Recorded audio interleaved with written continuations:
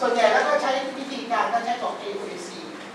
นะครับนอกจากจะไปกำหนดสเปคเครื่องแล้วก็มากำหนดวิธีใช้วิธีการตรวจสอบนะครับ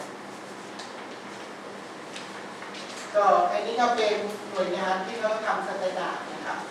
เนาะก็ข้อตัวนี้ครับ NIST นะครับแล้วก็เข้าไปดูนะครับอันนี้ก็เป็นที่ถ้าใครอยากจะทำนะครับก็ดูเอาแล้วกันนะครับแต่มูลค่าเยอะนะครับผมคำนวณมาแล้วซื้อเครื่องอะไรพวกเนี้ยนะครับตกอยู่ประมาณ187 ล้านบาทเยอะเนาะทำจริงๆทำงาน20 วันต่อเดือนเนาะวันหนึ่งผลิตกัญชา5 ลิตรเนาะซีที่ส่งขายมันมีตั้งแต่700 ถึง 4,000 เอาแค่1,200 พอเนาะคืนทุนใน1 ปี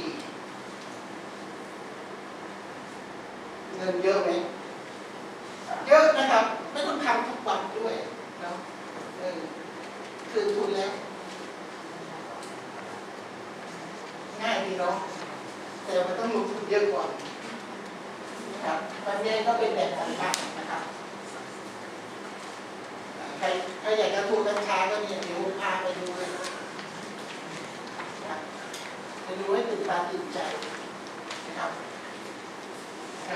Where do we go from here นะครับก็คือเราจะไปทำไหนกันดีนะครับประเทศเราบอกจะทำก็ต้องทำให้ได้มาตรฐานส่งออกให้ได้นะครับจะไปทำครึ่งๆกลางๆอย่างเงี้ยตายหมดนะครับก็ดูนะครับเทรนด์นะครับขึ้นทุกปีปริมาณขึ้นทุกปีนะครับเนาะตอนนี้เราอยู่ตรงไหนอยู่ตรงนี้นะครับปีหน้าเราจะอยู่ตรงนี้นะครับปีหน้าก็บอกวิกฤตเศรษฐกิจใช่ไหมครับเนาะถ้าเราทำตรงนี้เราได้การแน่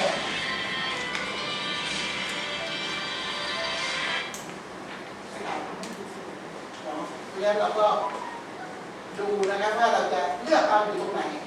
เนาะอันนี้เป็นการพยากรณ์ของเขานะครับว่าตังเพิ่มแน่นะครับแล้วก็ตลาดไทยเห็นไหมครับไทยโดดเด่นอยู่ประเทศเดียวอยู่ตรงนี้เนาะเพราะฉะนั้นเราเนื้อหอมมากนะครับจีนเดินเข้ามาหมดจีนนี่ยังไม่ได้นะครับเนาะเพราะฉะนั้นจีนถ้าใครรู้จักจีนก็ชวนเข้ามาลงทุนกัญชาบ้านเราเนาะและส่งกลับไปขายจีนเนาะเป็นสินค้าที่จีนต้องการแน่นอนถ้าขายจีนได้ที่ไม่ต้องห่วงนะครับเรื่องรวยเนาะหาที่ใช้ตังค์ไว้แล้วกันเนาะก็เขาบอกนี่นะครับแต่ดูอะไรรู้ไหมครับขายตลาดเอเชียใหญ่ที่สุด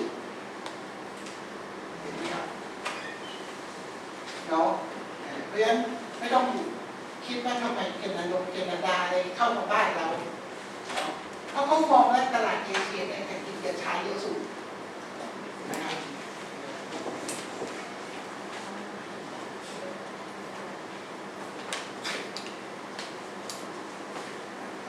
โจกครับโทษทีช้าไปครึ่งชั่วโมงพูดกัญชาแล้วเพลิน